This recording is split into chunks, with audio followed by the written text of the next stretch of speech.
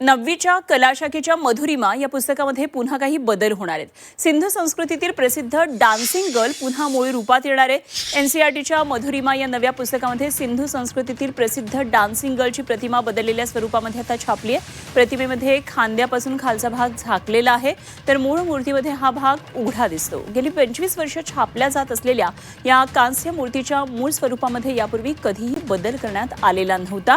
हे पुस्तक एनसीईआरटीच्या नवीन कला शिक्षण मालिकेचा भाग आहे आणि तो नवीन शिक्षण धोरण म्हणजेच एनईपी आणि राष्ट्रीय अभ्यासक्रम आराखड्या अंतर्गत म्हणजेच एनसीएफ तयार करण्यात आलेला आहे। तर आतापर्यंत इयत्ता 1ली ते 9वी पर्यंतची पुस्तकं प्रकाशित झालेली आहेत आणि याबाबत बातम्या प्रसिद्ध झाल्यानंतर शिक्षण मंत्रालयानं एनसीईआरटीकडून स्पष्टीकरण मागितलेलं होतं। त्यानंतर लगेच एनसीईआरटीनं हडप्पाकालीन कांस्य मूर्तीची मूळ प्रतिमा पुनर्संचयित करण्याचा हा निर्णय घेतलेला आहे।